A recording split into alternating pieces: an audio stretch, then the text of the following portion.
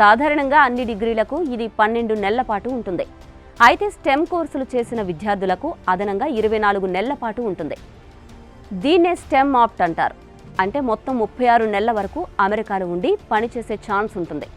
ఈ సమయంలో విద్యార్థులు ఫుల్ టైం జాబ్స్ చేయొచ్చు. తాము చదివిన సబ్జెక్టుకు సంబంధించిన రంగాల్లో వర్క్ చేయాలి అన్న రూల్ ఉంటుంది. ఇది వారి కెరీర్కి ఒక స్టెప్పింగ్ స్టోన్లా పనిచేస్తుంది. ఎందుకంటే ఈ అనుభవం ఆధారంగా వారు తర్వాత H1B వీసాకు అప్లై చేయొచ్చు. ఒక్క మాటలో చెప్పాలంటే ఆప్ట్ వల్ల అమెరికాలో స్టూడెంట్లు కేవలం చదువు మాత్రమే కాదు, వర్క్ ఎక్స్పీరియన్స్ కూడా పొందుతున్నారు. ఇక్కడి వరకు బాగానే ఉంది. కానీ అసలు సమస్య మాత్రం ట్రంప్ రాకతో మొదలైంది. అమెరికా ప్రభుత్వం ఓ కొత్త బిల్లును తీసుకురానుంది. Fairness for high skilled Americans act అనే పేరుతో అమెరికన్ కాంగ్రెస్లో ఈ బిల్లును ఇప్పటికే ప్రవేశపెట్టారు. ఓపీటీ ప్రోగ్రాంను పూర్తిగా రద్దు చేయాలన్న డిమాండ్తో ఈ బిల్లును రూపొందించారు.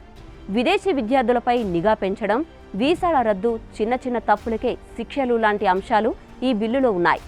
నిజానికి ఈ తరహా ప్రోగ్రాంలు అమెరికన్ కాంగ్రెస్ ఆమోదం లేకుండానే నడుస్తున్నాయి అన్న విమర్శలు ఏనాటి నుంచో ఉన్నాయి. ఈ ప్రోగ్రామ్స్ కారణంగా తమ ఉద్యోగాలు ఇతర దేశస్తులకు వెళ్లిపోతున్నాయనే భావన అమెరికా ప్రజల్లో కూడా ఉంది. అందుకే ట్రంప్ సర్కారు విదేశీ విద్యార్థులకు అవకాశాలను కత్తిరించే దిశగా అడుగులు వేస్తోందని అర్థం చేసుకోవచ్చు. ఈ బిల్లు చివరకు ఆమోదం పొందుతుందా లేదా అనేది స్పష్టంగా చెప్పలేం. కానీ ఒక విషయం మాత్రం స్పష్టంగా చెప్పొచ్చు. అమెరికాలో చదువుతున్నా లేదా చదవాలి అనుకునే వేలాది మంది భారతీయ విద్యార్థుల్లో ఈ అంశం భయానక గందరగోళాన్ని రేపుతుంది. వీసా రద్దు, ఉద్యోగ అవకాశాలపై క్లారిటీ లేకపోవడం లాంటివి ఇండియన్స్లో ఆందోళనకు ప్రధాన కారణంగా నిలుస్తున్నాయి.